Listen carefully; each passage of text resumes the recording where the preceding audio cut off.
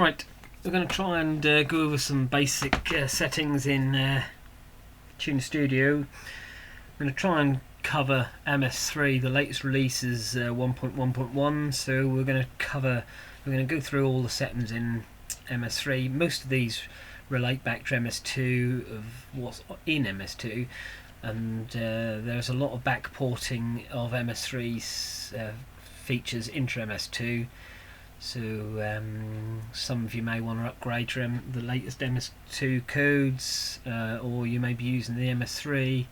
So, but not a lot of this is to do with MS1. But the basics may be a little bit the same, but this is mainly aimed at MS2 and MS3. But what we're going to do to start with is we're going to just have a quick look at this is what you'd end up with. Your screen will be slightly different to this because I've registered Tune Studio and added a lot of features so as we can do all this stuff, or added a lot of dials rather. But your fuel load and your throttle position may look a bit funky when you switch the power on, when you first get the ignition switched on and the ECU connected. Basically, fuel load, if you're in manifold airflow, if you're in speed density mode, let's just change that speed density.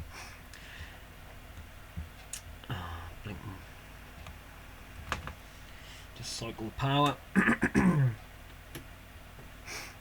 You'll see the fuel load goes up to 100% or 99.9. That's basically barometric. That's the atmospheric pressure because the engine's not running. As soon as the engine starts running, the fuel load in speed density mode, your manifold air pressure sensor will come. That'll detect the vacuum in the engine, and that'll come down to 40, 50, 30 kPa, which would be 30, 40 in your fuel load. Just to quickly show you, you'll see here. This is the fuel map. This is a fuel map. That's my fuel map. At the moment, that's up to 100, which is 100 kPa. It's atmospheric pressure. If I started the engine up, that'd come back down. That'd come down to here somewhere, so that's where my engine would run at idle. Well, actually there, because there's 500 RPM, but it'd roughly idle around there. And then if I went over, this is speed density mode, at which you use the manifold air pressure meter sensor. If I went over 100 kPa, then that's boost. So 150 kPa is basically half of atmospheric pressure, which atmospheric pressure is 14.7, so that would be roughly about 7 psi of boost. But enough of that. We are going to also go back to alpha N, and you will see that the fuel load is now gone to the same as the throttle position sensor. Just let me cycle the power.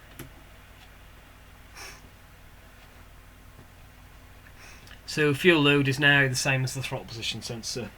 So basically what we've got here, if I alter the throttle position, the fuel load alters as well. So in alpha N mode, the control algorithm uses the throttle position. So if you had an independent throttle, if you had 4 throttle bodies, the Rover, a lot of engines actually respond better to alpha N. If they're boosted, then you've got to use speed density. If you've got a turbo or a supercharger, you've got to use speed density because you don't know when you're in boost and when you're not. But a lot of setups seem to react better to alpha N because when you stab the throttle, the ECU instantly sees that and follows that in the map, in the fuel map. Whereas there's always a slight delay with manifold air pressure.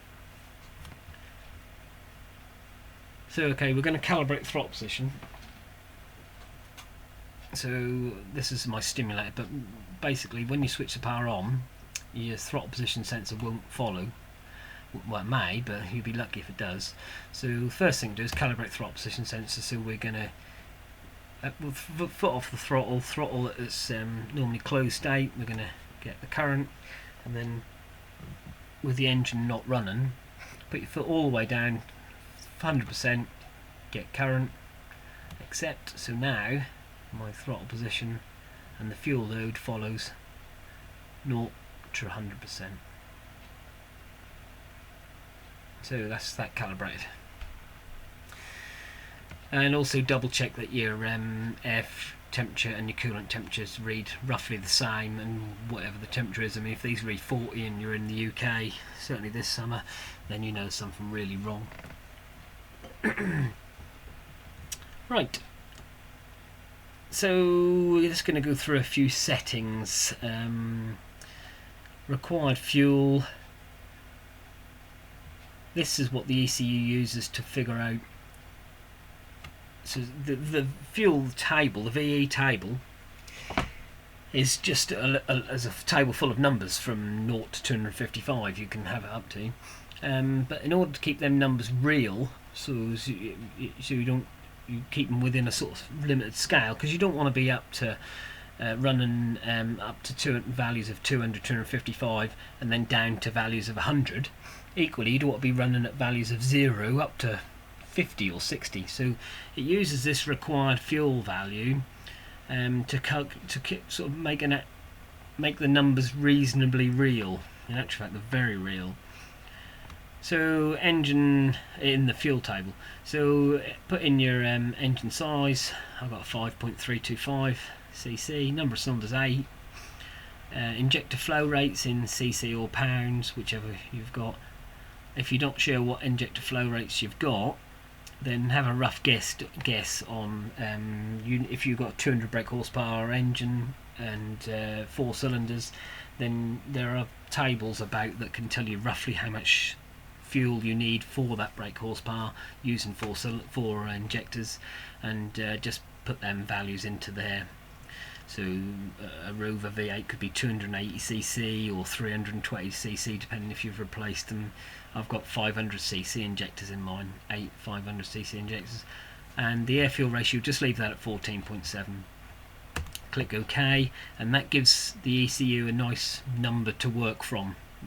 The number is irrelevant as to its actual value, but that's used in the calculation. So as long as you've got a value between, say, 5 and 15, 20, if you've got values of 40 or 1, then you've done it wrong. There's something really wrong here.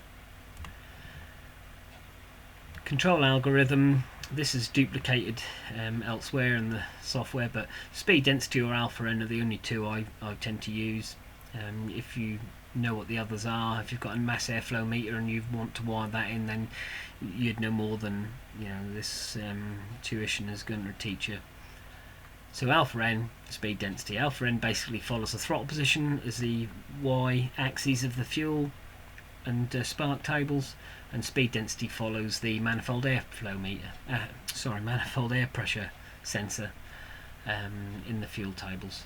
I'm going to use alpha N to show you today.